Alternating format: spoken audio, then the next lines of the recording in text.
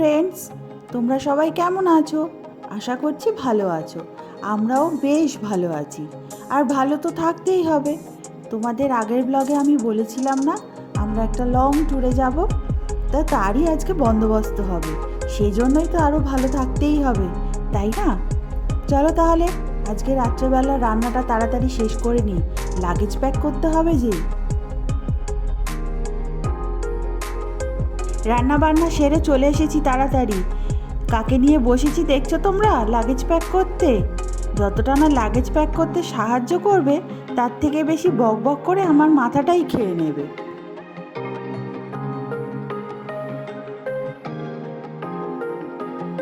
Luggage pack করতে তো বসে পড়েছি, কিন্তু কোথায় আমরা বেড়াতে যাচ্ছি সেটাই তো তোমাদের এখন আমি নিজে বলিনি। তোমরা নিশ্চয়ই এতক্ষণে থাম্বনেল দেখে বুঝতে পেরে গেছো। তোমরা ঠিকই ধরেছ, আমরা পুরীতে বেড়াতে যাচ্ছি, প্রভু জয় জগন্নাথের দর্শন করতে।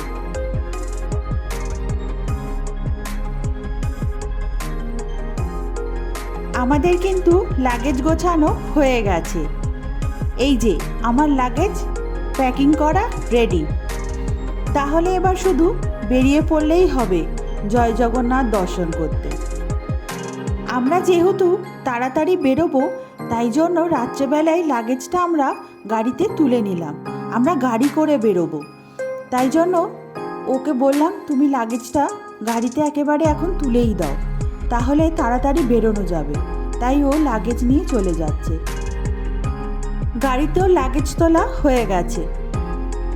এখন ঘড়িতে বাজে ঠিক 3:57। আমরা প্রভু জগন্নাথের নাম নিয়ে আমাদের গন্তব্যের উদ্দেশ্যে বেরিয়ে পড়লাম।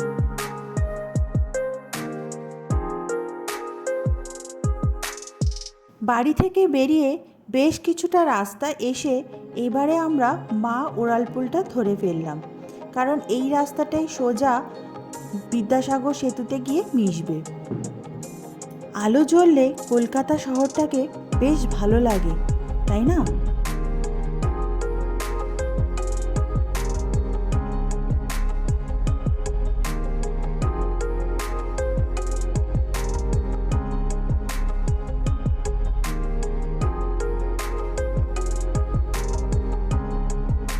দেখতে দেখতে দ্বিতীয় হুগলি সেতু চলেই এলো। ওই যে ওয়েলকাম লেখা আছে। মা গঙ্গাকে দেখতে পাচ্ছ, আর মাথার ওপরে কাকে দেখা যাচ্ছে? চাঁদকে। চাঁদকে সঙ্গে নিয়েই আজকে আমরা বেরিয়ে পড়েছি।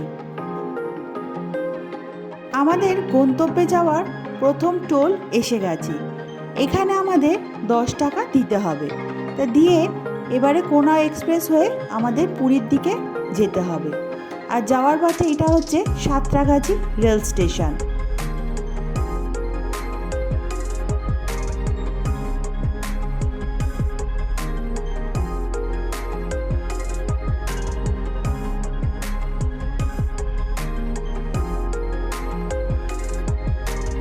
সাঁতরাগাছি স্টেশনের ওখানে সাঁতরাগাছি ব্রিজ আছে। সেই ব্রিজটা টপকে চলে আসলে সোজা যে রাস্তাটা চলে যাচ্ছে সেটা দিল্লি রোড হয়ে যাচ্ছে, আর আমরা মুম্বাই রোড হয়ে বেরিয়ে যাব পুরী এবং দীঘার দিকে।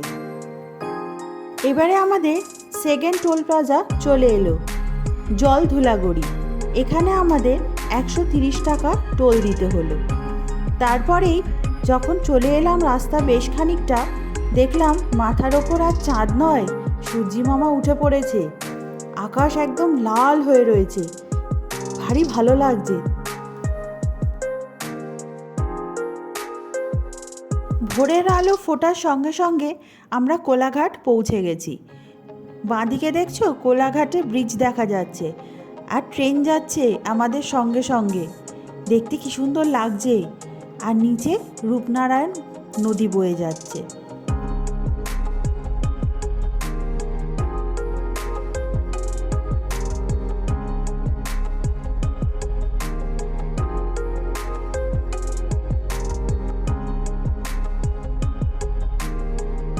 আমাদের থার্ড টোল প্লাজা চলে এলো, ডেবরা টোল প্লাজা। এখানে আমাদের 75 টাকা দিতে হলো।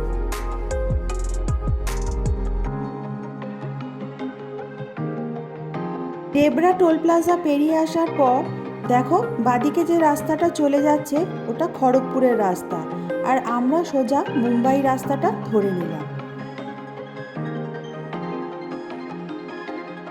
এই যে টোলটা আসছে এর নাম রামপুরা।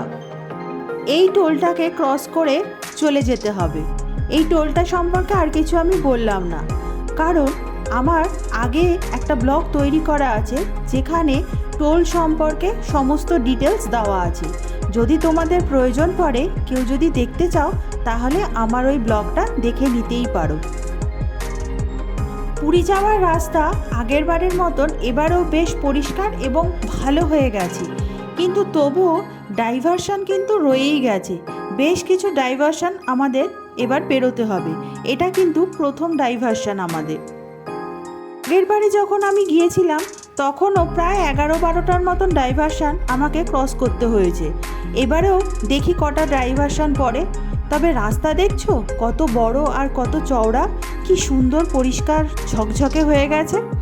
কোনো অসুবিধা হবে না, তাড়াতাড়িই পৌঁছে যাবে। এইবারে যে টোলটা আসছে এটা আমাদের ওড়িশা ঢোকার টোল। দেখতে দেখতে আমরা আর একটা টোলে চলে এলাম। এই টোলটার নাম হচ্ছে লাক্সামান্নার। এটা ওয়েস্ট বেঙ্গল বর্ডার ক্রস করে আমরা ওড়িশা বর্ডারে ঢুকে পড়লাম, আর এখানে আমাদের টোল পড়ল 75 টাকা।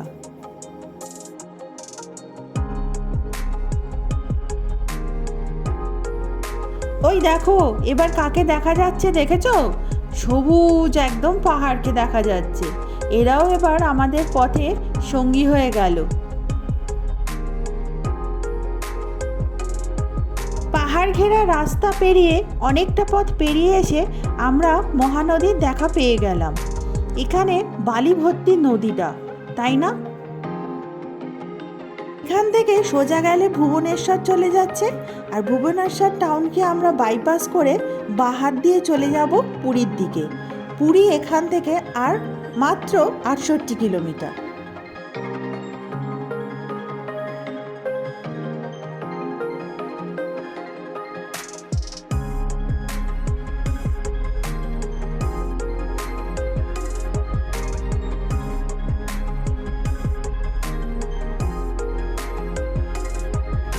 ডান দিকে যেটা দেখতে পাচ্ছ এটা হলো পুরীর বাস স্ট্যান্ড।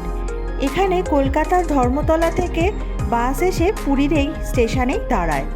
এবার এইখান থেকে বাস থেকে নেমে টোটো কিংবা অটো করে তোমাদের পুরীতে পৌঁছতে হবে। আমরা পুরী পৌঁছে গেছি।